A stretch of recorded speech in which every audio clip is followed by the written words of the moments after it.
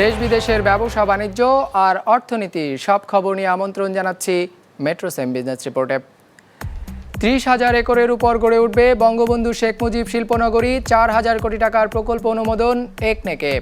রপ্তানি আয় মন্দাদশা অব্যাহত, অর্থ বছরের প্রথম 7 মাসে আয় কমেছে প্রায় 1 ভাগ। আমদানি জটিলতায় বাজারে কমছে না চালের দাম, বন্দরে কাজের গতি বাড়ানোর আহ্বান খাদ্যমন্ত্রীর। এমন সব খবর নিয়েই আমাদের আজকের আয়োজন। বঙ্গবন্ধু শেখ মুজিব শিল্পনগর উন্নয়নে 4,300 কোটি টাকার একটি প্রকল্প অনুমোদন দিয়েছে সরকার। বৃহস্পতিবার প্রধানমন্ত্রী শেখ হাসিনার সভাপতিত্বে অনুষ্ঠিত জাতীয় অর্থনৈতিক পরিষদের নির্বাহী কমিটি একনেক সভায় প্রকল্পটির অনুমোদন দেওয়া হয়। 11,324 কোটি টাকা ব্যয়ে মোট 8টি উন্নয়ন প্রকল্পের অনুমোদন দেওয়া হয়েছে একনেকে। সভায় নির্ধারিত সময়ের মধ্যে প্রকল্প বাস্তবায়নের নির্দেশ দিয়েছেন প্রধানমন্ত্রী।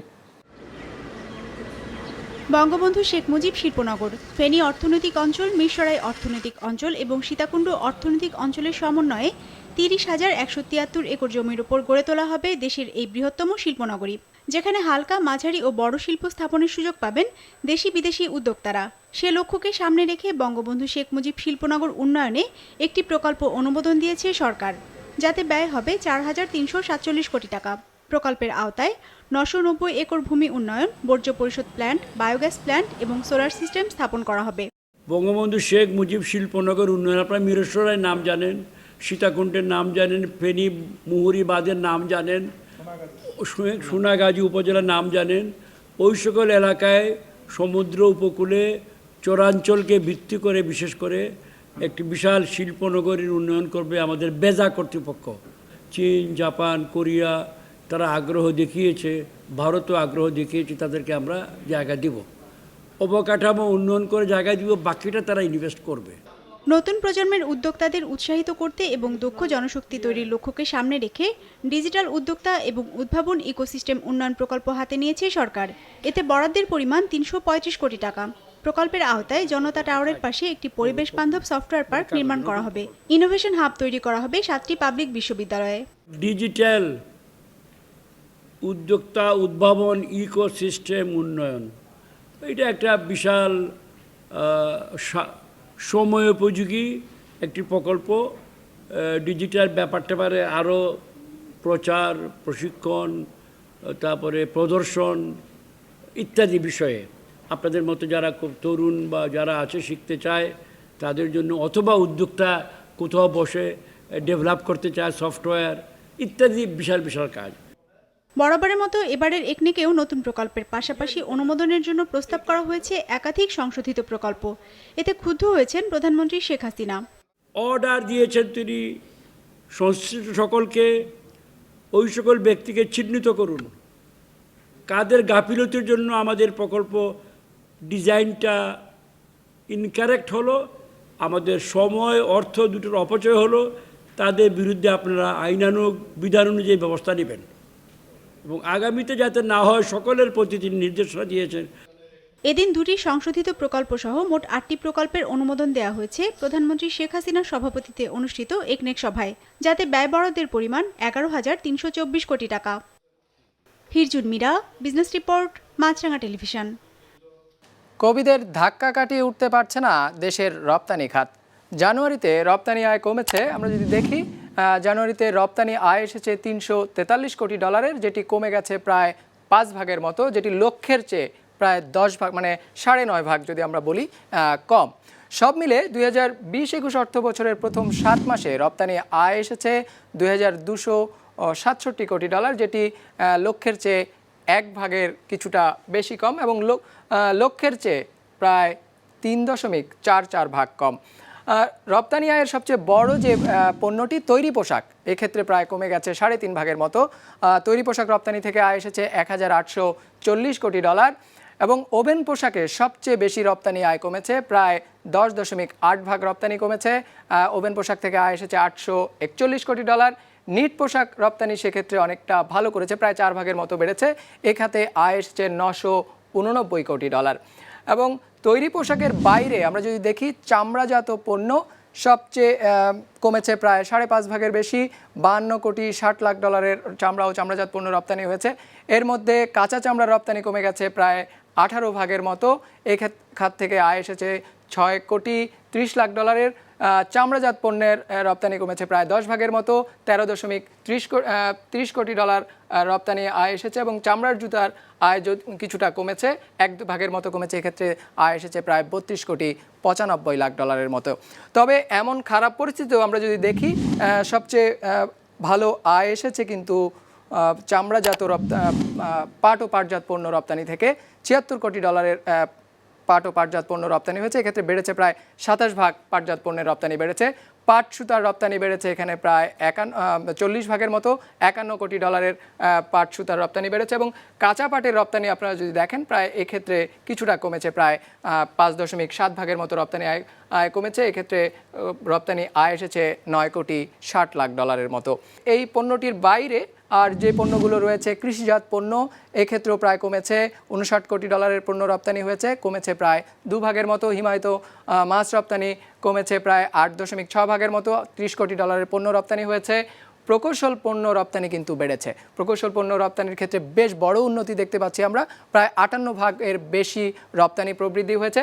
এক্ষেত্রে আয় এসেছে প্রায় 30 কোটি ডলার। করোনার নেতিবাচক প্রভাব থেকে বিশ্ব অর্থনীতি ঘুরে দাঁড়াতে না পারাতেই রপ্তানি আয়ে মন্দাদশা অব্যাহত আছে বলে জানিয়েছেন অর্থমন্ত্রী আ.হ.ম মুস্তফা কামাল। বলেছেন, বিশ্ববাজারে চাহিদা ফিরলেই রপ্তানি আয় বাড়তে শুরু করবে। করোনার এই সময়েও বিশ্বের অনেক দেশের তুলনায় বাংলাদেশের অর্থনীতি শক্তিশালী অবস্থানে আছে বলেও দাবি করেছেন অর্থমন্ত্রী। বুধবার সরকারি ক্রয় ও অর্থনৈতিক বিষয় সংক্রান্ত মন্ত্রিসভা কমিটির বৈঠক শেষে তিনি এসব কথা বলেন। বৈঠকে আর্জেন্টিনা থেকে 50,000 টন গম আমদানির ক্রয় প্রস্তাবের অনুমোদন দেওয়া হয়। রাষ্ট্রীয় জরুরি প্রয়োজনে উন্মুক্ত দরপত্রের বদলে সরাসরি ক্রয় পদ্ধতিতে এসব গম কেনা হবে। মিয়ানমারের রাজনৈতিক পট পরিবর্তনের কারণে সেখান থেকে সরকারি পর্যায়ে 1 লাখ টন আতপ চাল আমদানির ক্রয় প্রস্তাবটি শর্ত সাপেক্ষে অনুমোদন দিয়েছে ক্রয় সংক্রান্ত মন্ত্রিসভা কমিটি। এটা অনুমোদন দেওয়া হয়নি, কারণ হলো আরো জানতে হবে মায়ানমার সম্বন্ধে। মায়ানমার যাদের সাথে এই পরিবর্তনের আসার আগেই আমরা একটা চুক্তি করেছিলাম মায়ানমারের সাথে। আমরা বলেছি ধীরে এগোবার জন্য ধীরে ধীরে সুস্থ এগোতে হবে, কারণ দেখতে হবে যাদের সাথে চুক্তি করেছিলাম তারা এখন এক্সিস্ট করে কিনা। সো তারা যদি এক্সিস্ট করে এবং যদি এখন যে গভর্নমেন্ট এসে গেছে বা আসছে বা আসবে, তারা যদি কোনো আপত্তি না করে, ইন দ্যাট কেস তাদেরকে বলছি প্রসিড করার জন্য। Otherwise keep this project at least for some time যেভাবে আছে সেভাবে রাখার জন্য। আমদানি বিলম্বিত হয়, চালের দাম কমছে না দেশে, এমন মন্তব্য করেছেন খাদ্যমন্ত্রী সাধন চন্দ্র মজুমদার। তিনি জানান, পাথরের ট্রাকের কারণে সীমান্তে জট তৈরি হয়েছে, ফলে চালবাহী ট্রাক দেশে প্রবেশ করতে পারছে না। বুধবার প্রবাসী কল্যাণ ভবনে আয়োজিত এক চুক্তি স্বাক্ষর অনুষ্ঠানে শেষে মন্ত্রী জানান, চাল আমদানির জন্য ব্যবসায়ীরা ক্রয়াদেশ দিয়েছে। সেসব চাল দেশে ঢুকতে 1 মাসের মতো সময় লাগবে। তবে দাম নিয়ন্ত্রণে রাখতে বাজার তদারকি অব্যাহত রয়েছে বলেও জানান খাদ্যমন্ত্রী। বাজারে চাল আসা শুরু হলেই দাম নিয়ন্ত্রণে আসবে বলে তার প্রত্যাশা। এর আগে নিরাপদ খাদ্য কর্তৃপক্ষ ও জাপান ইন্টারন্যাশনাল কোঅপারেশন এজেন্সি জাইকার মধ্যে হওয়া চুক্তি স্বাক্ষর অনুষ্ঠানে অংশ নেন মন্ত্রী। চাউলের ট্রাকগুলো ছাড়াতে পারছে না পাথরের ট্রাকের ঠেলায়। বর্ডারে অফিস বসানো হয়েছে আমাদের। আপনারা একটু কিছু লেখেন যে বর্ডারে যেন পাথরের গাড়ি বাদ দিয়ে চাউলের গাড়িগুলো আগে ছাড়ে। আমি আশা করি চাউলের দাম সহনীয় পর্যায়ে হয়ে যাবে এবং অলরেডি চাউলগুলো ঢুকলে আরও কমে যাবে। জিরো ট্যাক্স যদি করে দিই মাননীয় প্রধানমন্ত্রীকে বলে, তাহলে চাউলের দাম অনেক কমে যাবে। বাট কৃষকেরা 600 টাকা করে ধান বিক্রি করতে, কৃষককে বাঁচাতে হবে, ভোক্তাদেরকে বাঁচাতে হবে। মাঝামাঝি একটা পর্যায়ে তাদের সবাইকে চাউল খাওয়ার অভ্যাস করতে হবে, কৃষককে বাঁচাতে হবে। জানুয়ারি মাসে দেশে জীবনযাত্রার ব্যয় হার কিছুটা কমেছে। পয়েন্ট টু পয়েন্ট ভিত্তিতে গেল মাসে মূল্যস্ফীতি দাঁড়িয়েছে 5.02 ভাগ। ডিসেম্বরে যা ছিল 5.29 ভাগ।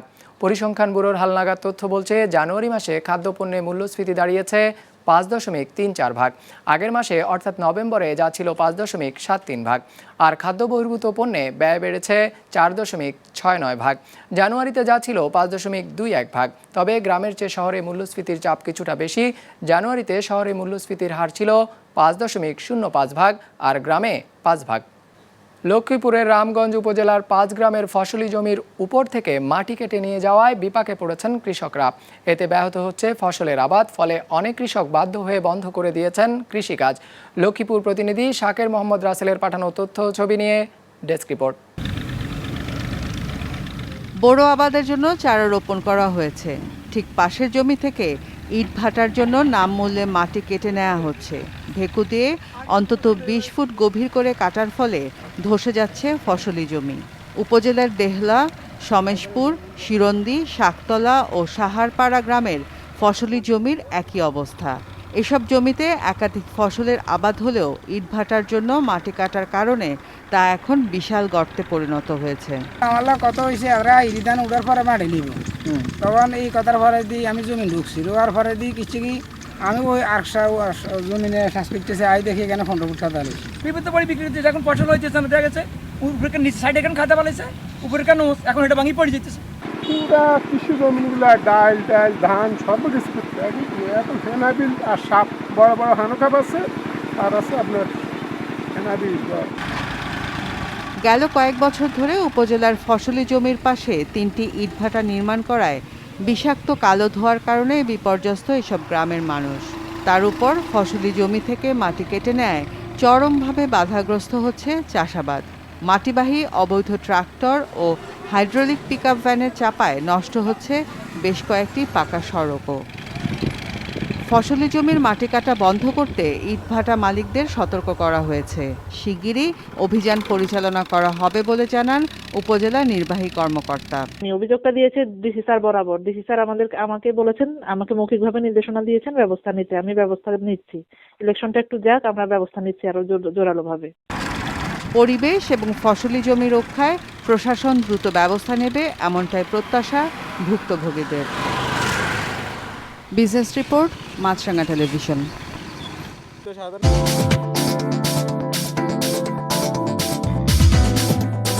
ইতিবাচকভাবে দিন শেষ করেছে ঢাকা স্টক এক্সচেঞ্জ। সার্বিক সূচক ডিএসএক্স 17 পয়েন্ট বেড়ে দাঁড়িয়েছে 5581-তে।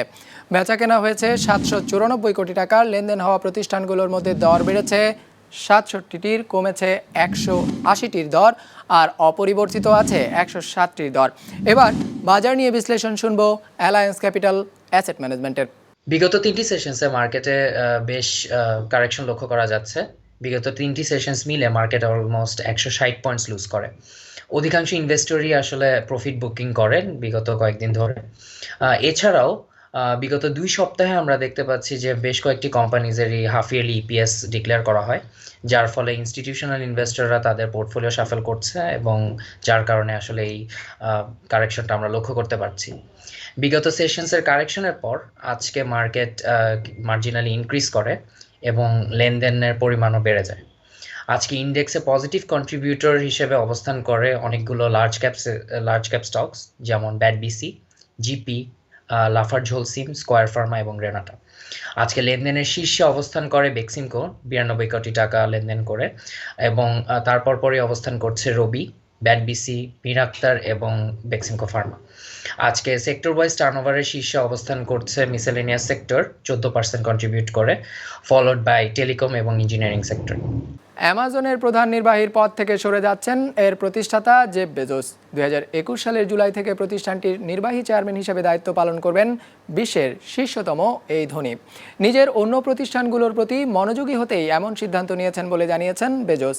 আর অ্যামাজনের পরবর্তী প্রধান নির্বাহী হিসেবে দায়িত্ব নিতে যাচ্ছেন প্রতিষ্ঠানটির ক্লাউড কম্পিউটিং প্রধান এন্ডি জেসিপ। বিস্তারিত ডেস্ক রিপোর্টে। জেফ্রি প্রেস্টন বেজোস, সবার কাছে পরিচিত জেফ বেজোস নামেই।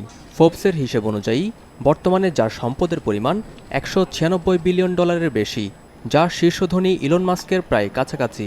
কিভাবে এত সম্পদ অর্জন করলেন তিনি? উত্তর একটাই, অ্যামাজন। 1964 সালে যুক্তরাষ্ট্রের নিউ মেক্সিকোতে জন্ম নেওয়া বেজোস অ্যামাজন প্রতিষ্ঠা করেন 1994 সালে একটি অনলাইন বুকশপ হিসেবে। 27 বছর আগের সেই বুকশপে বর্তমানে বিক্রি হয় না এমন কোনো পণ্যই খুঁজে পাওয়া যাবে না। পণ্য বিক্রির পাশাপাশি এর স্ট্রিমিং, ক্লাউড সার্ভিস এবং বিজ্ঞাপন ব্যবসাও বেশ সাড়া ফেলেছে বিশ্বজুড়ে।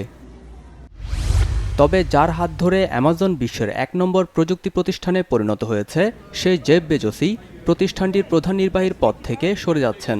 মঙ্গলবার কর্মীদের এক চিঠির মাধ্যমে এমন সিদ্ধান্তের কথা জানিয়েছেন বেজোস।